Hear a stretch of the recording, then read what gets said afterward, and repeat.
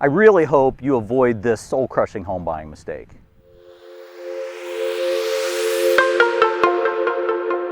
So I want to tell you a story, and I wish it was the only story, but I've seen this and experienced this myself a number of times over the years. After 22 years in real estate, you see some things.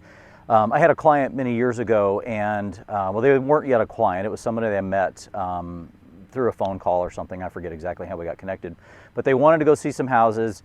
I talked to them about the benefits of getting a pre-approval, what that entailed. Just they weren't interested. They didn't know me, like me, trust me at that point, right? It's somebody they hadn't met. So I said, all right, that's fine. Let's get out. We'll look at some properties. We'll let you see some houses. Just get a feel for what the market looks like, and we'll go from there, right? Well, I knew that this was a mistake. This is never really the way to do it, but sometimes you have to spend the time to get to meet someone and build a relationship, and so that's what I did. And of course, one of the few houses that we went to look at, they fell in love with. It was a beautiful home. I think it was a 1.5-story home. Beautiful home. That was all the things that they dreamed of, and they said, this is it. We have to figure out how to buy this house. So I had to rewind again, and I say, remember when we talked about pre-approval and having our ducks in a row when it comes to lending? I said, yeah, great. It's not going to be a problem. We're going to do these things, and I've forgotten the specifics of what happened, what they said, but the gist of it was I connected them with one of our preferred lenders, and when I say preferred, it's somebody that we know can do the job. They're going to do what they say they can do. They're going to do it at a price point that they said they can do it, and they're not going to rip somebody off, right? That's who we consider our preferred lenders and loan officers. So I connected them with one of my favorites. I wish I could remember the loan officer's name, but I can't because it's been a lot of years ago. And they couldn't get pre-approved for that amount. I think we were looking in the high threes, which at that time was a lot of money. It's a lot of money now, but it was really a lot of money back then. And they could only get pre-qualified somewhere in the high twos. So I think if I remember correctly, we were about $60,000 shy of the list price on this home. And we were in a market where you didn't go in and ask for $60,000 off the home. You just didn't do it. The end result, fast forward to the end, was they were crushed, especially the missus. She fell in love with this house. Her soul was just crushed that she couldn't buy it. And he, of course, was crushed. Being a good husband and a loving husband, he wanted her to be happy. Frankly, I think he wanted the garage as well. But they wanted the house, and they couldn't afford it. It just didn't make sense. And even if they could, they didn't want to make that big a payment.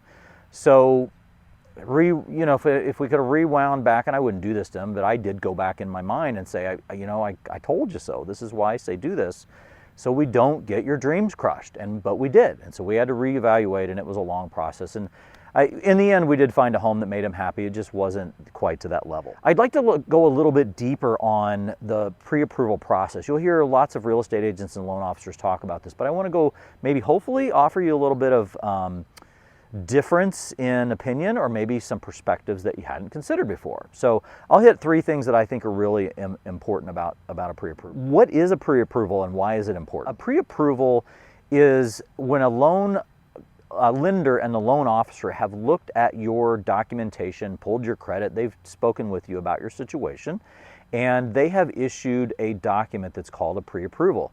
That means that they have looked at your credit.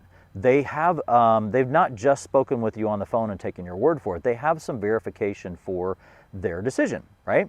There's a document out there called a pre-qualification, which is basically they talked to you and everything sounded great, and it doesn't really mean a lot, right? I would much rather you have a pre-approval.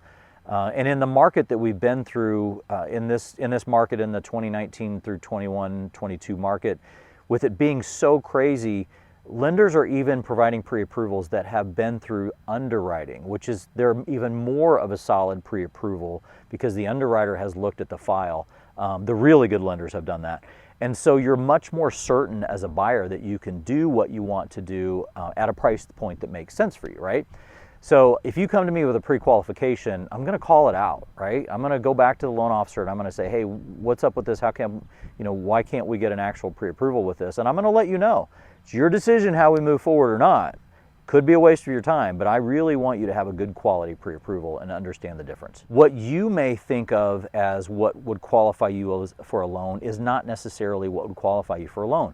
We need that expert, the loan officer and the underwriters, to look at your file, and they know what needs to be done to get this loan for you. And and to achieve what you want to achieve. So let's go to the experts and let's find it out. Let's don't rely on what, Uncle Bill has told you need to do for a pre-approval.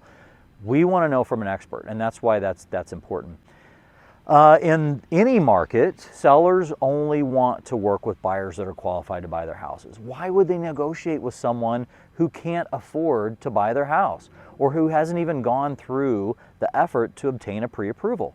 The answer is they're not going to. It's a waste of their time, right? They don't know you. They don't know me as your agent. They may never have met me. So they're not going to take our word for it, right? I mean, I'd love it if our word was our bond in this country, in this world, but unfortunately, we need documentation for our word these days. So that's why it's important, is the seller's really either not going to look at your offer at all, or they're not going to take it seriously, right? It's just not how it works. So those are some of the reasons why it's important and what a pre-approval is. Point number 2 I want to talk about is the pre-qualification versus pre-approval, and I did hit on that, but I do want to stress it extra, that there is a difference between a pre-qualification and a pre-approval. If you talk to a loan officer before you've spoken with me, make sure that they tell you it's a pre-approval, and the word pre-approval is there. And make sure they pulled your credit. Make sure they've looked at your bank statements, those types of things. Ask them if they can put it in front of an underwriter now to get pre-underwriting done. If they say no, what's the reasoning? Is it just too busy, or do they just not do that? If they just don't do that, they may not really care. You may just be a number. They may not care if your loan goes through because they have 10 others right behind it, right? We want to know that they can get the job done. So if you get those kind of questions that aren't answered the right way, let me know. I'll talk to you about my experiences with these lenders, or I'll reach out to the hundreds of agents that I know and I've worked with who will tell me, yeah, this is a good lender, or maybe we didn't have such a great experience. And or I'll connect you with a couple of lenders that I know do the job and I know they care about you as much as I care about you. So let's have that conversation, right? That leads me into point number 3. I do highly recommend, when you're talking about financing, talk to your agent first, right? We don't have, most of us anyway, we don't have any financial incentive to put you in a given loan program or with a given lender or with a given loan officer. There are some times that agents might have relationships that they lean that direction. I don't. I only refer you to people that I know can do the job, as I mentioned before, and that have done the job in the past. But what I really like to do is I like to consult with you. So when I look at a lender, a loan company, and a loan officer, they can access many of the same programs, right? But not everyone. First off, there are some programs that some lenders don't do and others do. And depending on your personal situation, we may need one of those programs, right? In addition to that, different loan officers within the same lending company might not have expertise in a specific type of loan, right? Maybe they're not well versed in a 203K loan or another type of construction loan. We need a lending company that loans on them and does them frequently so they have a process down. And we need a loan officer who knows how to walk you through that, because that's a specialized process, right? I've been through many of those through the years, and there's only a handful of loan officers that I work with on that because I know they get the job done. So that's one of the reasons why I say talk to us as the agents first. We're going to consult with you. We're going to ask you things like, are you a veteran? Is your spouse a veteran? Are you going to live in a rural area or an urban area? What kind of down payment money do you have? What kind of payment do you want to have? There's probably about a dozen questions that we're going to ask. And based off your answers and your preferences, we're going to lead you to a couple of options that seem to make the most sense to achieve what you want to achieve. Because in the end, it's not what I want to achieve or what the loan officer wants to achieve. It's you. It's what you need to get done.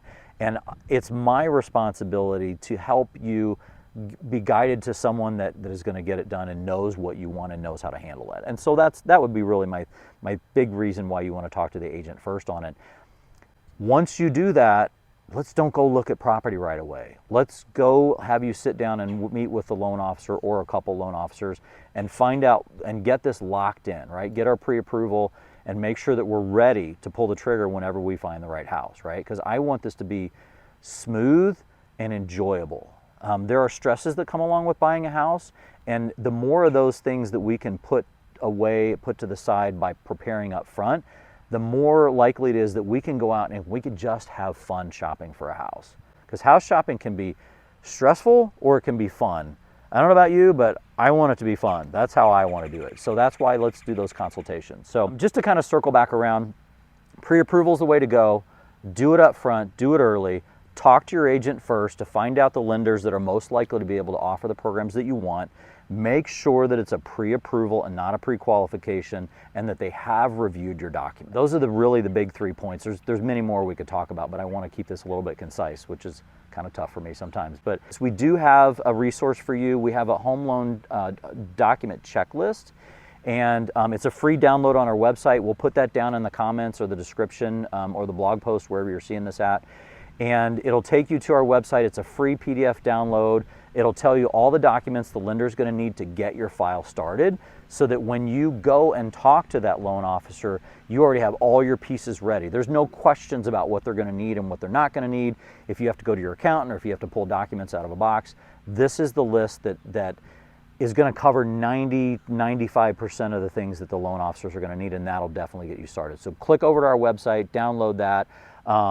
Shoot us a message, give us a call, send us a text, submit a comment form on our website, ask us whatever questions you have. We're always here to consult with you, and we're always here to guide you home.